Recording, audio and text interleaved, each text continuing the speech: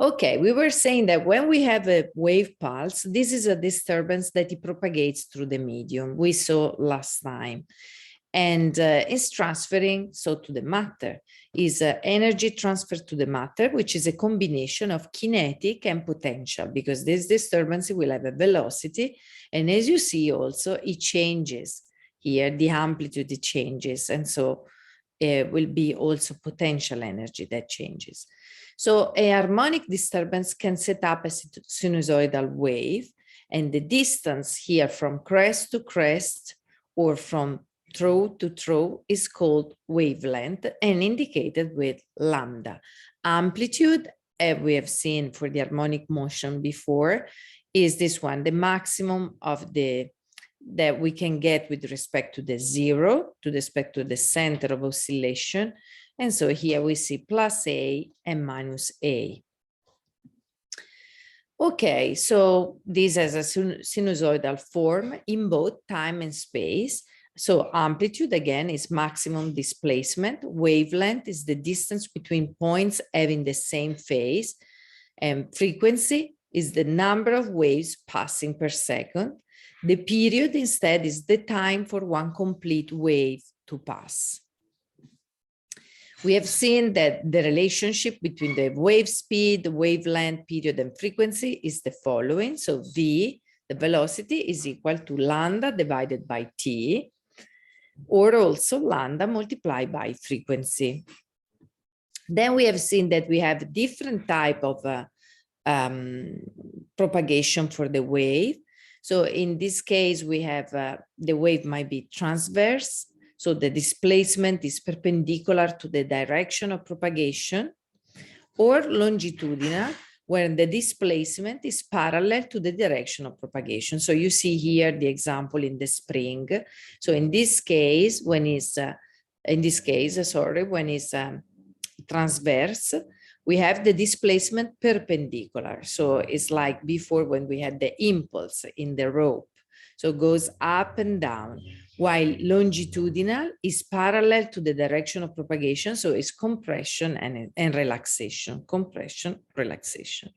Okay, and then we have seen that exist other type of waves which are a combination of transverse and longitudinal motion. And these are typically the wave of our ocean, which has both of these things. The properties, if you have not just one wave, but if you have two or more waves that travel through the same medium at the same time, they interfere in a process called superposition. And we have seen this every time we go into the ocean, right? We might have different waves coming from different directions, and they combine the waveform. So we see here an example.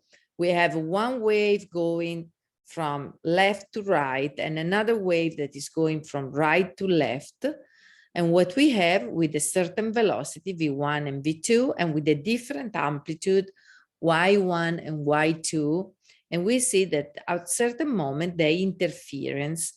So using the principle of superposition, what it says is that Y, which is the amplitude of the new wave, is provided by the sum of Y1 plus Y2. And so here we see that Y is very small at this moment, while here Y is much bigger because it's when we are close to the crest of both waves, and then it goes to zero essentially in this point when the waves are passed through each other. So in this case, we can have so that the interference might be constructive or destructive. Is this constructive when both waves, the sum of both waves increase the single waves? Like in this case, they are going opposite direction, is this the exact example of before. When they get together, we have a wave which is bigger than the original one, and then they separate. This is constructive interference because we have something bigger. In this case, instead, is destructive. And so, for example, here, when they get to each other, when they really encounter one another, here it looks like we don't have any wave, because the wave here had a amplitude which was negative amplitude and then the same velocity. Okay, so for example, we say that the destructive interference is used to noise canceling technology. So you have an original noise coming from outside, and inside your headsets, you have an inverted wave, which is the same as the original one, but it is inverted. Putting these two sounds together, you have a combined wave, which is 0. And so you are able, when you have your Bose or Sony headset on, you are able to have the noise which is canceled and listen very well to your music. Then whether or not the wave is inverted upon reflection depends on whether the hands is free to move or not. I don't know if we want to, this is just something you want to know. So we have here an incident pulse.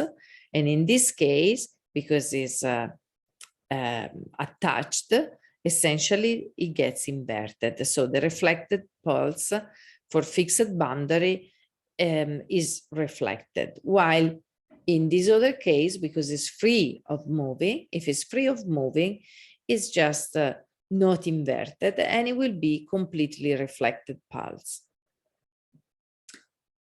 Then when a wave enters a new medium, its speeds usually changes, because the properties of the medium are different. And so also the direction of propagation changes, and this is called refraction. So you can see here you have waves, for example, going into the water. From the air and the water, you have different properties for the medium, or here, for example, you have the water or the sand. But the typical case when you see it is, for example, when you have the light that is passing through a prism. In this case, the speed of the wave that depends in its wavelength, it exhibits dispersion.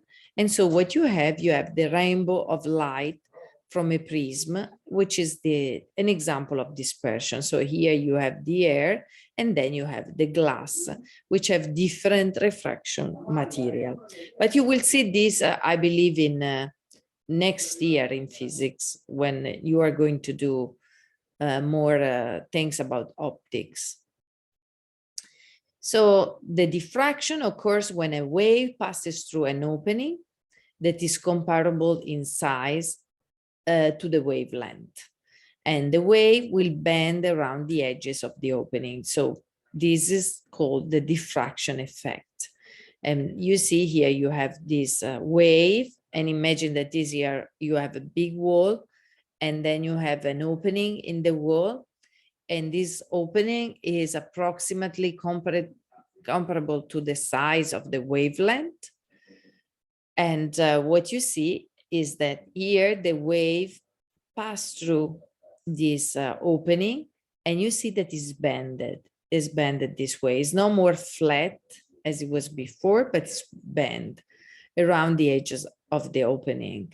Here I give you another example, and here another example. I don't know, Mike, if you want to add anything, otherwise I'll go on. You have to stop me when you want to say something.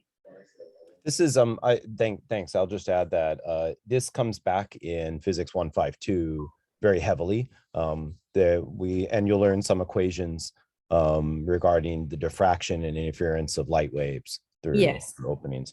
So at this point, all you need to know qualitatively is that this occurs. And what happens as a result is that instead of getting a sharp shadow, right, you'd think that if you had oncoming waves like this, and then you have an obstacle like a wall with a gap, right? So this gap could be like a doorway or a window. What you'd expect is you would expect there to be no waves on either side, right? You expect there to be a sharp shadow at the edge of the doorway. And what we actually observe in real life is we observe bending of the waves around the corner. So it's fascinating. Nature just has this way of allowing waves to wash around corners. This happens in the ocean. If you have walls in the harbor, the wave will wash around the corner. It'll diffract around the corner and fill in some of that zone that you would think would just be perfectly smooth. Great, thanks. Yeah. Yeah. Then on a rope with one fixed end, it's possible to set up waves that do not travel and they simply vibrate in place. And those are called standing waves. And for example, this you have with the instruments, right? When you play a guitar, you have here this rope, which is attached to both sides. And so here, for example, I don't know how much we want to discuss about this, but you have certain antinodes and nodes, which are the point. This is good. I'd like everyone to know that vocabulary. So we talked about it this week in recitation somewhat. Yes. Okay. Do you want to describe this? That's okay. Well, yeah, this is basically a series of snapshots of what a standing wave does, right? So in lieu of an animation, we have a series of snapshots. And what you can see in this pattern is that the nodes stay put, right? They stay exactly where they're supposed to be, the places where there's zero displacement at all times. And the antinodes also stay put, right? They remain at this location and this location at all times as well. And that's a place where the displacement is the very biggest. So that's why we call this a standing wave pattern, right? The nodes and the antinodes sort of stay put, even though the string is vibrating back and forth. Yeah. So this is good to know. Thanks.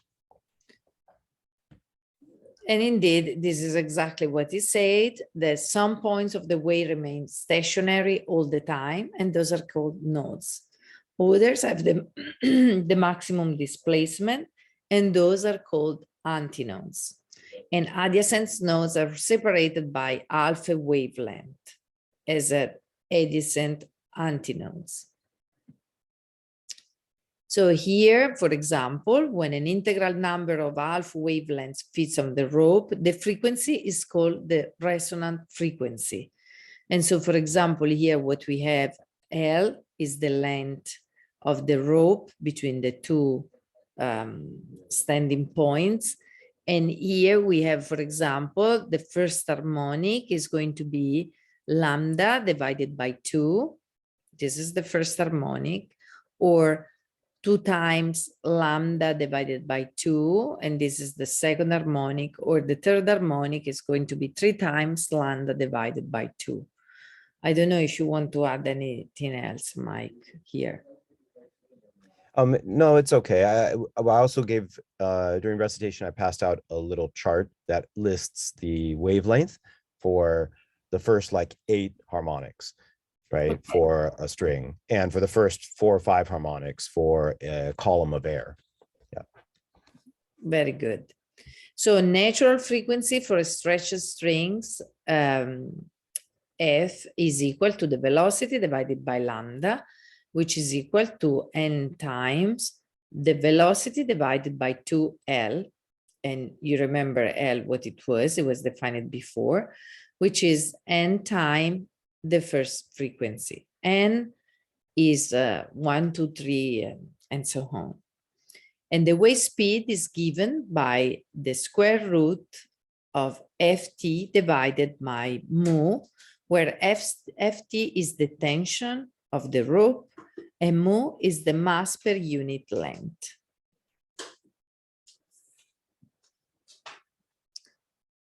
So natural wavelengths can be varied by varying the length of a string, such as for a piano or a harp, and varying the mass per unit length of a string, as in the guitar, or varying the tension, which is done for fine tuning. So driving a system at its natural frequency produces resonance, and the amplitude at resonance is limited only by damping and by the strength of the material. So here we have some summary. We have simple harmonic motions require a restoring force proportional to the displacement. The frequency is inverse of the period, and the total energy is proportional to the square of the amplitude. E is equal to 1/2 Ka to the square in the case of the spring. and is also 1/2 mv to the square plus 1/2 k x to the square. And here is kinetic energy plus potential energy. And the equation of motion are sinusoidal. Then the velocity and the period of a mass spring, we have, this is the velocity, plus and minus. It's just a reminder of what we have seen for the spring, is the square root of k over m, a to the square minus x to the square, where a is the amplitude. And the period is 2 pi, this multiplied by the square root of the mass of the spring divided by k, which is the coefficient. Or they can also be written in this way: the velocity of acceleration of a mass in a simple harmonic motion is omega a cosinus of omega t, while the acceleration is minus omega square a sinus of omega t. This we saw it also in the past. So a wave is a disturbance in space and time. The wave motion transfer energy, and the combined amplitude of 2 or more interfering waves is the sum of their individual amplitude at each point. We have seen before that y is equal to y1 plus y2, which are the amplitudes of each separate wave. And standing waves may be produced on a string with fixed ends. And the natural frequency is Fn is equal to the velocity divided by lambda n, which is also equal to n multiplied by the velocity divided by 2L, where the L is the length of the, of the string, which is equal to nF1, with n that is a number that varies. Okay, so let's see now more focus on sound waves. What are sound waves? They are pressure waves in solid, liquids, and gases. They are longitudinal in liquid and gases, and may have also transverse components in solid. So here you see, we remember longitudinal is when you have the motion that is parallel here, and you have compression and refraction. So here we have different changes in the pressure that fluctuate in the air. When you have a motion here, because you move this, what you get is compression and refractions of the air. And this goes to your hair. So you can use a tuning fork, will produce a pure musical note. And as the times vibrate, they disturb the air near them. And as the time swings to the air, it forces the air molecules near it closer together. So this produces high density area in the air, and this area is called compression and is here. Or in this part here, they move towards the left, the air molecules to the right of the time spread out, and so produce regions with low energy, with low density. And so these areas are called rarefaction. So compression and rarefaction. So as the tuning fork continues to vibrate, a succession of compressions and rarefactions spread out from the fork. You see here, the compression is where it's dark gray, while the rarefaction is where it's almost white or very light gray. And so this generates a sinusoidal curve that can be used to represent the longitudinal wave. Crests correspond to compression and troughs to rarefactions. And you can see it here. It's amazing how all these things are useful to be able to put in a mathematical equation what is physically occurring, right? And then once you have it in a mathematical equation, you are able to modify and do whatever you want with them. So again, here you have the pressure that varies. You see here the molecules, is a different indication of the one we saw before. So here you have a microphone, and again, you have compression and rarefaction, okay? So compression corresponds to a pressure maximum and rarefaction to a pressure minimum. And we see here how it varies the pressure with time. And this is the displacement in air.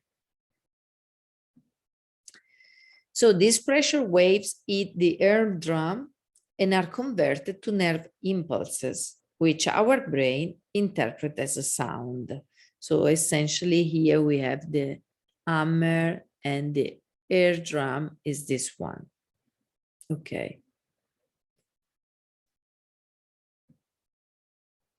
So the sound waves, we might have different frequencies. So we have infrasonic waves at frequency too low for humans to hear.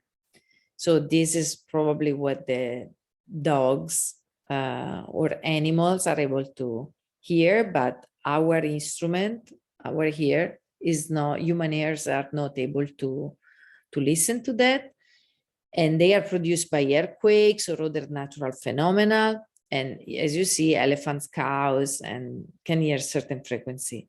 Then we have audible, which is between 20 hertz and 20 kilohertz. So between 20 hertz and 20 kilohertz, we are able, in principle, to listen to the sound. And then we have ultrasonics, which is above 20 kilohertz, that are too high in frequency for human ears. So dogs, cats, and bats can hear higher frequencies. Okay, so dogs, sorry, infrasonics are only from elephants and cows and some other animals can hear it. The one that the dogs, cats, and bats can hear are ultrasonic. So are this one. And then you have an upper limit of 1 gigahertz. So from 20 kilohertz to 1 gigahertz. So the ultrasound is used in nature by bats for echolocation. So I'm sure you have done this in science many times. So that they can identify the location and speed of flying insects or obstacles. And so here we see their ultrasound, they emit ultrasound that they gets back once they found an obstacle or an insect. And also is used commercially in electric toothbrushes, jewelry cleaning, and medical application for diagnosis and treatment. So again, you send this ultrasound here and they come back and they give you information about the shape of, in this case, the baby that you are looking at.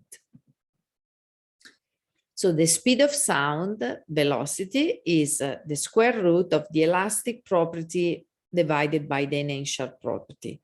So the speed is higher in solid, for example, than in gases. And we know that from, for example, I remember when I was looking at the all the cowboys, Texas movies, when they were the Native Americans, that they were putting their ear on the top of the rail of the train to be able to listen to the train that they were coming. And so, and this is because in the solid, the sounds move faster. So the molecule in a solid interact more strongly, and this because they are more attached, right? They are less rarefied than in the air, so it's easier for these changes in pressure to be propagated.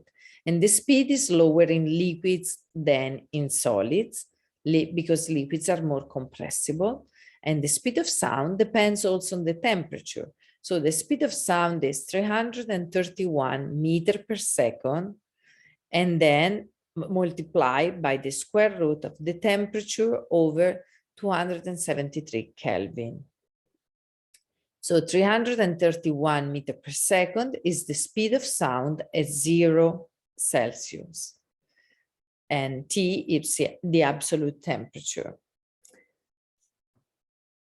And I remember for the speed of sound, I was using that, for example, when you see the light, when during a thunderstorm, when you start to see the light in the sky, and then you count, because the light goes so fast that essentially you count it as a time 0, and then you count how many seconds before you heard the thunder, the sound of the light associated with the light, and you can count how far away is from you the thunderstorm, assuming Yeah, that it's 0 that's Celsius. right. Because this is 331 meters is roughly a 1/5 of a mile, right? So every 5 seconds that you count means that that's 1 mile away that lightning strike happened. Yes. So I was used to do it when I was a kid, or even now, sometimes if I'm in the ocean and I need to get back with the boat, I'm like, okay. Although here there are not that many. I have to say that in where I'm from in Italy, oh my God, sometimes there are very scary thunderstorms. Here, I don't see that many lightning, which is good and is bad because I love them so much. So when I see them, they are scary, but they are also beautiful. And when you are in bed at night and you hear the sound of the storm outside is I don't know, it's something that I like somehow. I don't know why, but I like it. Only when I'm home and in bed at night, more than during the day. During the day is more boring because you would like to go out. But okay, so the speed of, do you want to add anything else, Mike, about these things? I'll just add that the only equation that of these speed equations that I really want everyone to know for problems coming up is, or for the exam, is the one for the speed of the waves on a string. So that was a few slides ago, right? And that one we will use, right? And I do use it on the problems. Actually, I think you, anyway, that's fine. There it is. There it is, right there. Yeah. So, but you'll notice this is the elastic property and that's the inertial property right there, right? So this is how hard does a substance push or pull on itself. And that is how massive is each piece of the medium, right? So how hard is it to get it moving? These other formulas that Dr. Bindi's going through now are good to see, because notice how they all follow the same form. They all have this sort of square root of elastic property over inertial property. But I'm not going to create problems that ask you to use those particular formulas, like the ones for the solid or the ideal gas. Yeah. Thanks. Very good. This is important for them to know. For example, this one. So this one, you don't want them to use it. So I will not even, I'll move on. Okay. Do we want to do this problem? We could do. Yeah, sure. Yeah, just the speed that the wave travels.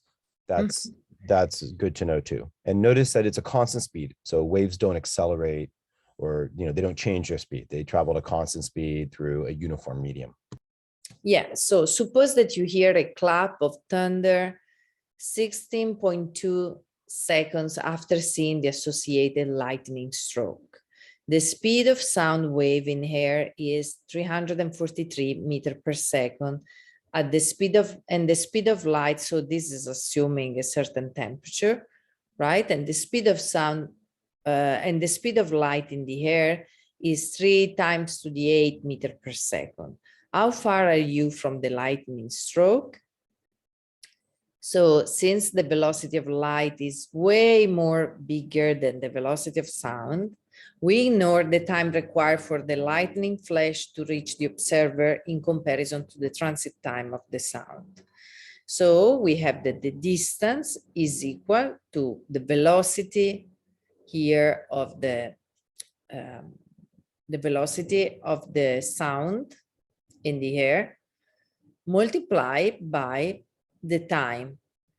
So you hear a clap of thunder 60.2 seconds after seeing the associated lightning stroke. So you multiply the velocity by the time and you get the distance, which is 5.56 times to the 3 meters, which means 5.56 kilometers. Then we have intensity of sound waves. Do you want me to do this, Mike? Yeah, I think this is important to cover. It's not on this week's problem set, but yeah, it is important because this also applies to light waves. Okay, so Right. the intensity of a wave is the rate at which the energy flows through the unit's area, A, oriented perpendicular to the direction of travel of the wave. So here we have the point where the wave is coming out, and A is perpendicular. So the unit area perpendicular to where this wave is oriented, to the direction of travel of the wave. And so the intensity is delta E divided by the area delta T. Okay, delta E over delta T, we can indicate it with P, which is the power, the rate of energy transfer, divided by the area. So the unit for the power is watt, remember, and then you have the area is meter square. So the unit of the intensity is watt per meter squares. And you see how, it becomes smaller when you get here, more far away. So the more the area is big and the more the intensity decrease. People like to refer to this just as the quote inverse square law, right? Yes. So the intensity of light or the intensity of sound from a point source follows an inverse square law. Yes. And so of course, the more you are far away and the less. Yeah, every time you double your distance from the source, the intensity of the light or the sound reaching you is 1/4 as strong. Yes. This is good for radioactivity as well. If you have a point source of something dangerous, just double your distance and you receive 1/4 as much of the flux. Then we have some sound intensity, which is measured on a logarithmic scale and is measured in decibel.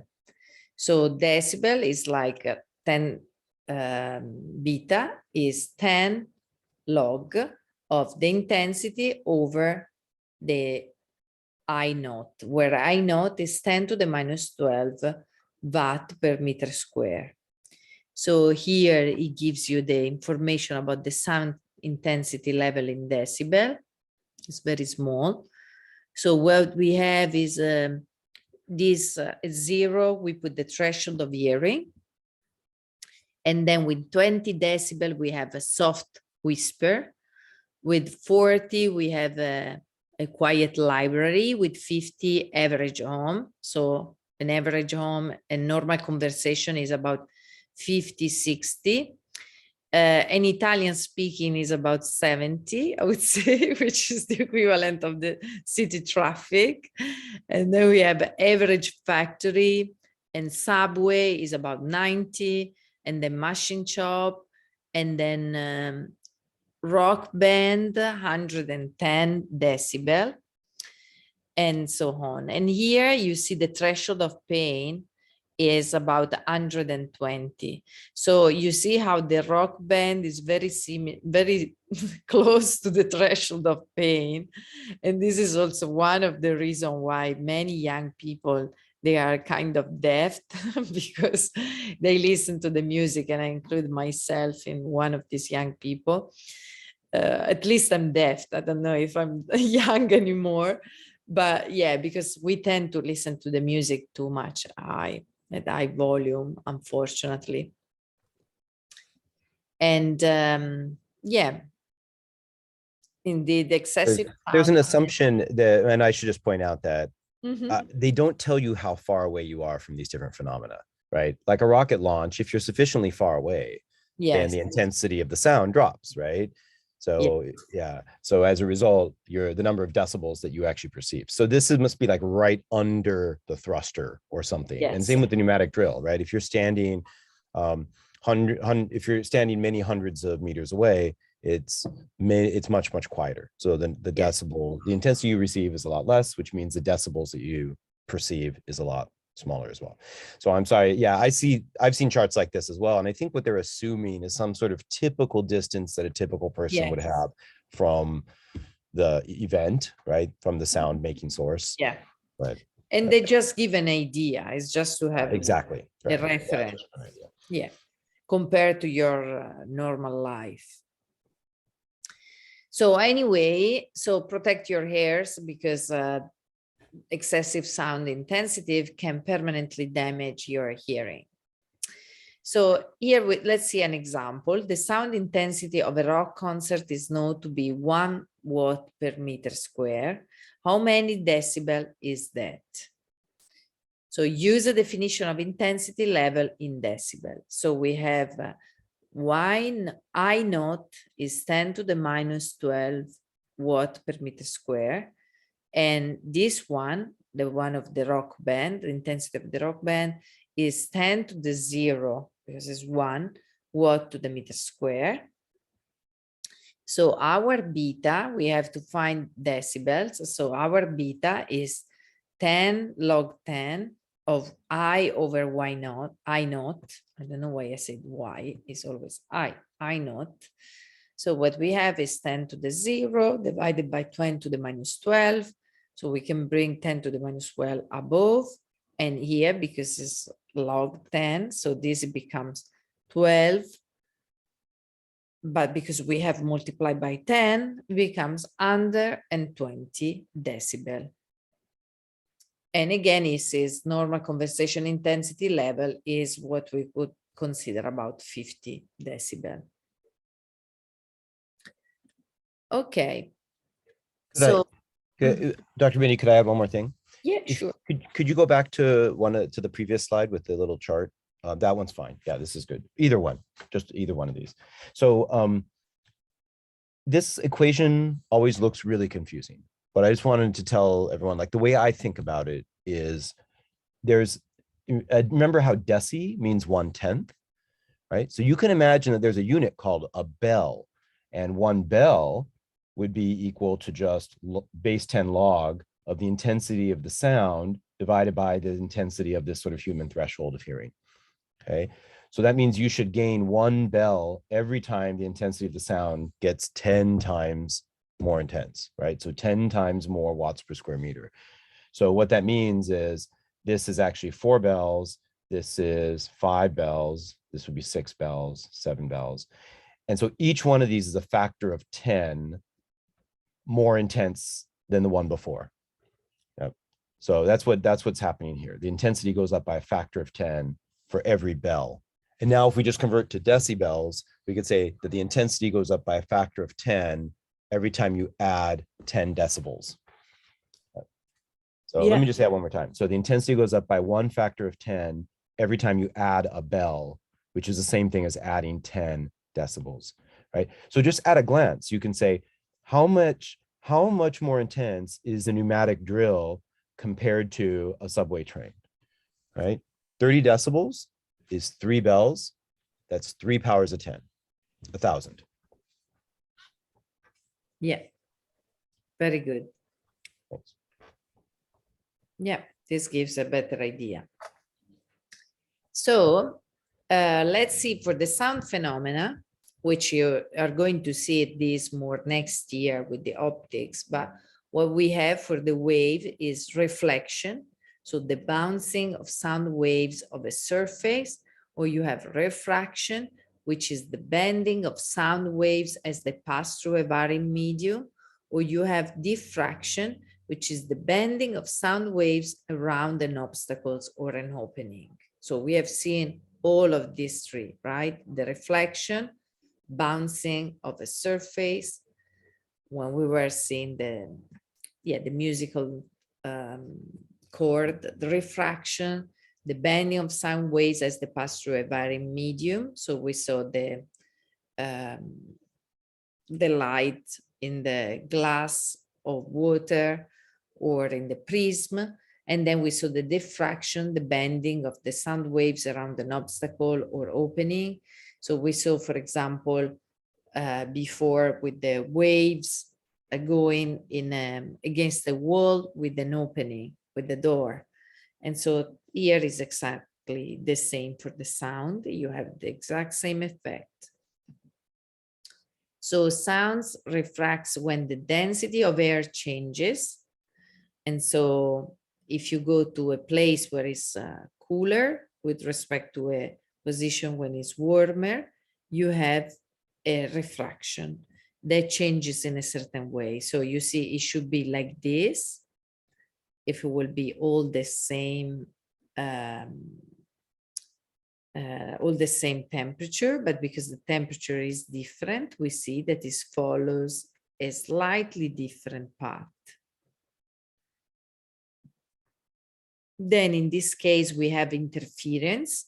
The interference occurs when multiple waves propagate through the same medium. Interference might be either constructive or destructive. We discussed about it before. Here you say two microphones, A and B, and you see some points where we are going to end up with a zero, so with a destructive interference, and points where we are going to have a total constructive interference, so where we are going to have two crests or two truths that meet. And then whether the interference is constructive or destructive depends on the phase and path length difference of the two waves. So the relationship between the phase difference and the path length difference is delta theta is equal to 2 pi divided by lambda multiplied by delta L. I don't know if you are actually doing. I think we did talk about this this picture here of where the nodes and antinodes occur, or how the antinodes and nodes occur for two-dimensional wave path overlaps. But then I just set it aside and I said, everyone, we're going to cover these equations with light in physics 152. Yes. So I recommend maybe just skipping this part where we do the calculations. Yeah, let's skip this part here. Okay. Yeah, if you want, I can even remove it from the slides so that when they review the slides, they are not confused. Okay. It's up to you. So sound phenomena, we have for constructive interference, delta L and lambda, and destructive is this one, but we don't want to discuss about that much. And if two sounds are very close in frequency, we perceive them as beats. So variation in sound intensity. And the beat frequency is the difference of the two frequencies. So f of the beats is equal to the difference of f1 minus f2.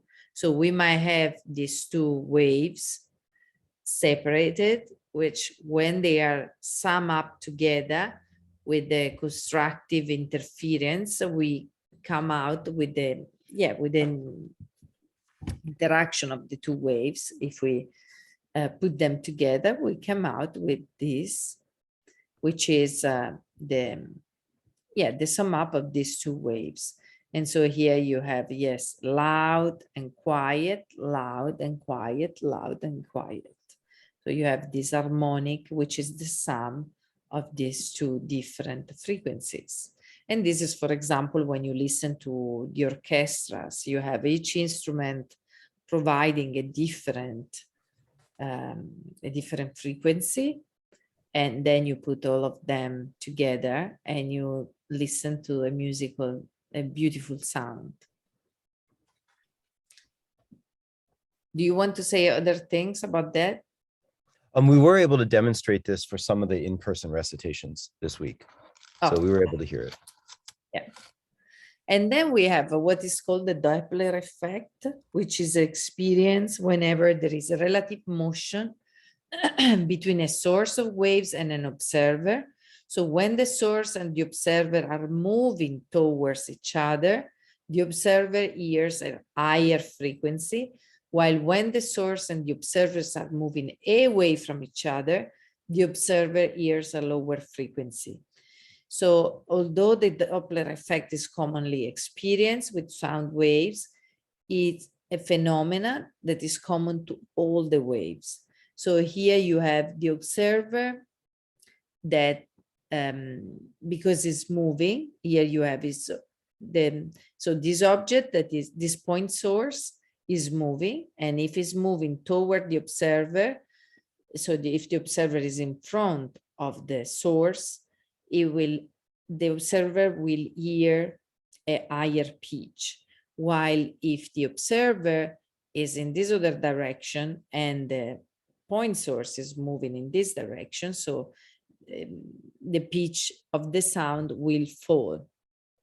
And this is, for example, we hear every time as a car or train or approaches you, and then when it passes by, the pitch of the sound first rises and then fall. And yeah, here, for example, there is the typical example of the ambulance. So the ambulance, that when it's coming towards you, you hear a certain sound, and after it's passed through you, you hear a different sound. So the motion of the source causes the wavelength as received by the observer to be shorter than the source when the source is approaching, resulting in a higher frequency. So the calculation, I don't think you need to go through the calculation, right, Mike? So Actually, we do use a formula, although I will Okay. say that it looks slightly different in our textbook than this. And I just want to warn everyone, every textbook looks different. So you just have to be really careful to look at the notation, right? What does the O mean? What does the 0 mean? What does the S mean? And the sign convention, right? Which directions are the velocities positive and which are they negative? So yes. Depending on where you get your Doppler effect formula from, those are all different. Yes. And so here the effect when the source is receiving is the same except for the sign of its velocity. So you have that F naught, we can probably look at this, it's easier. F naught is equal to V divided by lambda 1. And so here we have the velocity is equal to, is divided by the velocity minus Vs multiplied by the frequency S. So this is the source, S is for source, right? Source, and this is O means for the observer.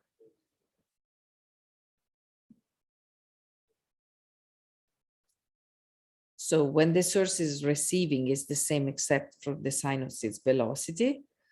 And so you might have plus or minus. And here, when the source is stationary and the observer instead is moving, you have this other formula.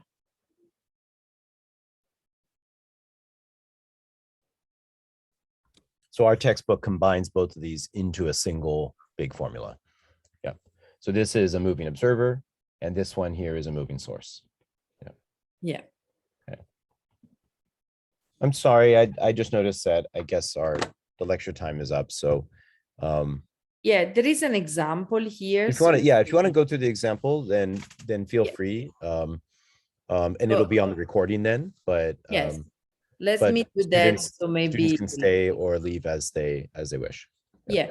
So a student stands beside the track as a train rolls slowly past.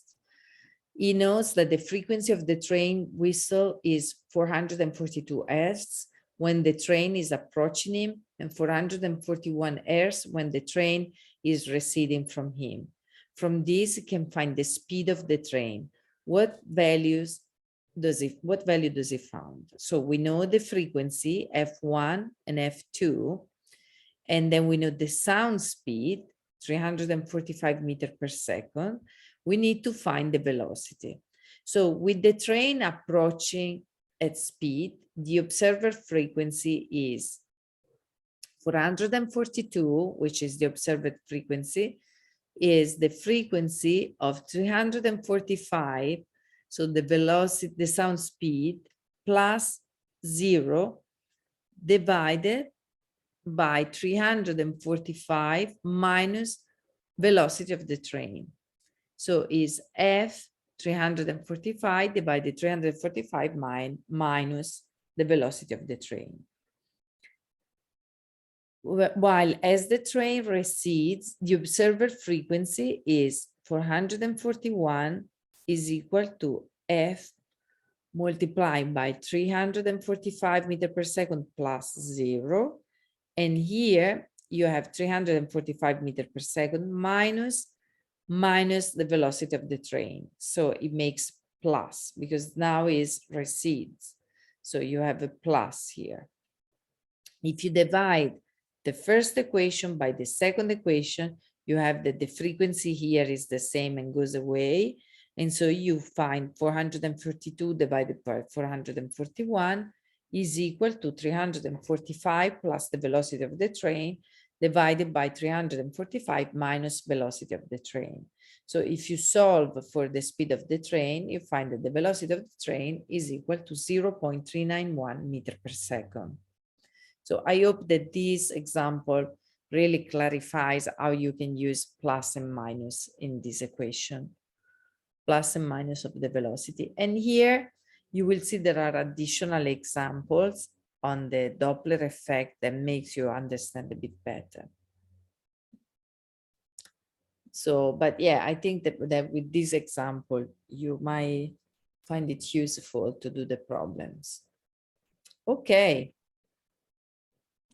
I think it's The last piece of advice I would add about Doppler effect is when you're all done with your calculation, ask yourself, the sanity check is if the observer and the source of the waves are moving toward each other, if they are approaching, the observed frequency needs to go up. And if the observer and the source are receding from each other, if they're getting farther apart from each other over time, the observed frequency needs to go down compared to the rest frequency.